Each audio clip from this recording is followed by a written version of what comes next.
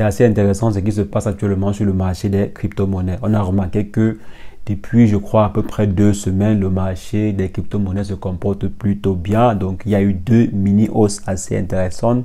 J'appelle cela mini hausse. Donc, il y a eu 2 tendances haussières assez intéressantes qui encouragent les différents investisseurs ou bien qui donnent de l'espoir aux différents investisseurs qui investissent massivement dans le secteur des crypto-monnaies.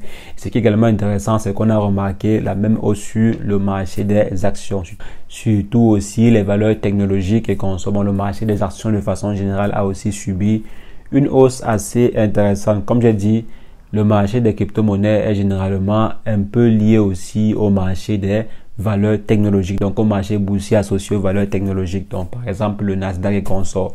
Donc quand ce secteur-là se comporte plutôt bien, ou bien le S&P 500 se comporte plutôt bien, on a tendance à voir le marché des crypto-monnaies se comporter aussi bien. Donc plutôt de bonnes nouvelles pour le marché des crypto-monnaies. Mais malgré cela, le Fonds monétaire international considère que la chute qui arrive sera terrible. La chute qui arrive sera plus terrible que celle qu'on a vécue depuis, je crois, presque 3 mois, quoi. Depuis presque 6 mois, c'est qu'on est en train de vivre, quoi. Donc, le FMI est simplement en train de dire qu'on ne doit pas se nourrir d'espoir. Donc, il ne faudrait pas que certaines personnes ou bien certains petits investisseurs pensent que les choses sont en train d'aller bien. Donc, apparemment, selon eux, le marché des crypto-monnaies va se comporter bien plus pire dans quelques jours. Donc, que ceci n'est que le début. Donc, c'est ce qu'on va essayer de décrypter ensemble dans cette vidéo. Est-ce que c'est possible? Est-ce qu'ils ont raison?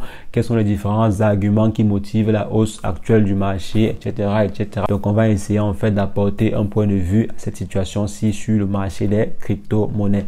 C'est ce que nous allons voir dans cette vidéo. Et si jamais c'est la première fois que vous atterrissez sur cette chaîne, quotidiennement, nous faisons le décryptage de crypto-monnaies, d'investissement en bourse ou investissement en ligne de façon générale. Donc, si l'une de ces thématiques vous intéresse, n'hésitez pas, abonnez-vous et cliquez sur la cloche pour ne rien rater des prochaines vidéos. Alors, en ce qui concerne le sujet du jour, on va simplement se retrouver après une brève introduction.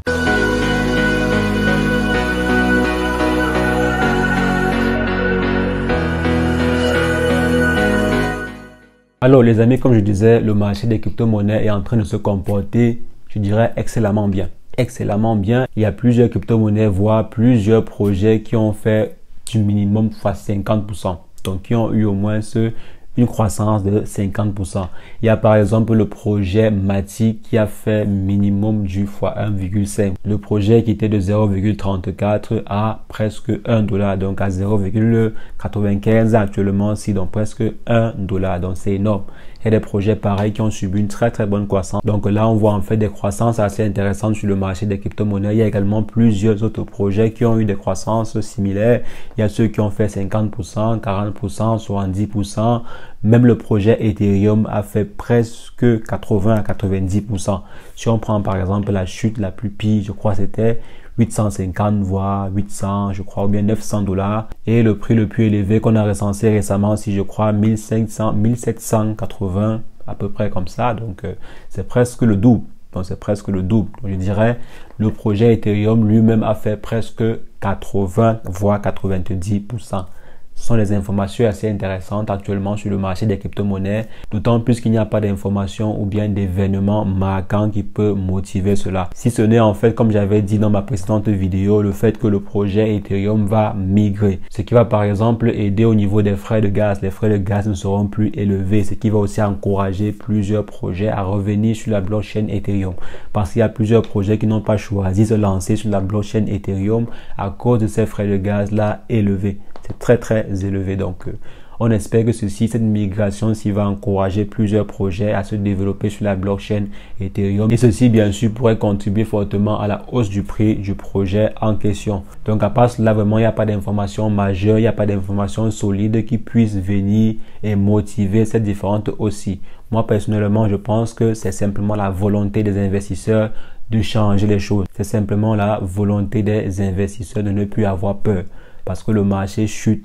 Si les investisseurs ont peur de l'incertitude, si jamais ils ne savent pas de quoi sera fait demain, c'est normal que les investisseurs aient peur et n'investissent pas et retirent plutôt leur investissement du marché. Mais si on voit une hausse pareille, ça veut dire que les investisseurs sont en train d'essayer de se mettre en confiance, mais les investisseurs reprennent encore confiance au marché des crypto-monnaies, ce qui est bien sûr une bonne chose pour le marché de façon générale. Donc on a remarqué que le Bitcoin a pris aussi un très bon pourcentage et plusieurs autres projets. Donc comme j'ai dit, pas vraiment de nouvelles qui pèsent sur le marché, donc pas vraiment d'informations qu'on peut dire que oui, les investisseurs en fait se sont basés sur cette information-ci pour prendre confiance sur le marché, etc. etc.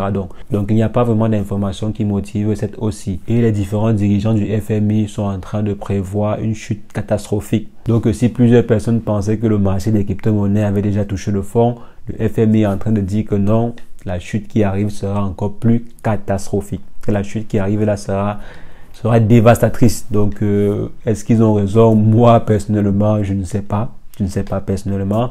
Donc je ne peux que remettre cela entre les mains des investisseurs. Et ils ont aussi prédit une chute sur le marché des actions. Donc le marché des actions ne pense pas qu'ils sont à l'abri, car actuellement s'ils ne sont pas à l'abri. Donc il peut également avoir une chute catastrophique sur ce secteur-là. Donc que les différents investisseurs se mettent à carreau et fassent très attention à ces différents marchés-là. Donc le seul point sur lequel je suis d'accord avec le FMI, c'est qu'on doit faire attention. On doit faire attention sur le marché. Le marché reste incertain, le marché reste volatile, très volatile même. Le marché peut encore très bien chuter, donc on doit juste faire attention. Mais nous décourager ainsi, d'aller jusqu'à... Parce que là, en fait, c'est une forme de découragement, quoi. Ils sont en train d'essayer de décourager. Ça, c'est simplement décourager les différents investisseurs. Pourquoi? Je pense simplement parce qu'ils veulent que ces différents investisseurs-là retournent sur le marché traditionnel, qu'ils partent par exemple déposer leur argent à la banque pour que la banque puisse par exemple aller déposer cela à un taux assez intéressant auprès des instances centrales. Parce que vous savez très bien que la plupart des banques centrales ont augmenté le taux d'intérêt. La plupart des banques, même la Banque centrale européenne qui est assez réticente, qui avait un taux d'intérêt même négatif depuis plusieurs années, a augmenté son taux d'intérêt. Par exemple, aux États-Unis, la Fed encourage les banques et les différentes grandes institutions financières de venir déposer les fonds. Ils ont augmenté en fait le retour sur investissement. Donc toutes les banques vont ainsi encourager les différents clients en augmentant par exemple le taux du livre A. Vous savez actuellement le livre A, je crois, est à 0,5 voire 1% dans certains pays. Donc avec par exemple cette décision-ci effectuée par la Fed, il y a plusieurs banques qui vont encourager les clients à venir déposer de l'argent. Donc si les différents clients en question suivent les mots du FMI et s'ils avaient par exemple des crypto-monnaies, ils peuvent vendre ces crypto-monnaies-là et retirer leur argent pour venir déposer dans la banque qui offre des taux d'intérêt assez intéressants pour les clients. Donc voilà à peu près ce que je pense. C'est bien sûr ce que je pense. Parce que quand le FMI en fait essaye de décourager les investisseurs sur le marché des actions et également sur le marché des crypto-monnaies, il y a toujours une intention bizarre derrière. Il y a toujours quelque chose de pas très net derrière. Donc comme j'ai dit, ceci peut encourager en fait des migrations d'investissement. Les investissements peuvent quitter du marché des crypto-monnaies ou bien du marché des actions vers le marché traditionnel, vers le marché des banques et consorts. Donc ce qui me plaît également, c'est que les investisseurs ne sont pas dupes. Les différents clients en question ne sont pas dupes. Donc il est 1000 fois préférable de laisser ces différents investissements sur le marché des crypto-monnaies ou bien peut-être des actions que d'aller déposer son argent en banque, d'aller en fait déposer ses économies en banque, surtout pendant des moments de crise pareils. Croyez-moi, votre argent peut être touché. Votre argent peut être touché. Donc, faire confiance aux banques pendant les moments de crise, moi, je ne suis pas du tout partant. Je ne suis pas trop partant pour cela.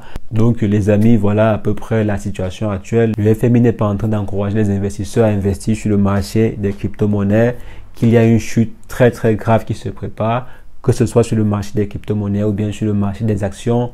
Moi, je pense qu'il est possible que le marché chute encore. Il est possible que le bear market ne soit pas du tout terminé. C'est possible, c'est même tout à fait possible, c'est même probable. Mais elle dit que le marché va chuter de façon catastrophique et décourager ainsi les investisseurs.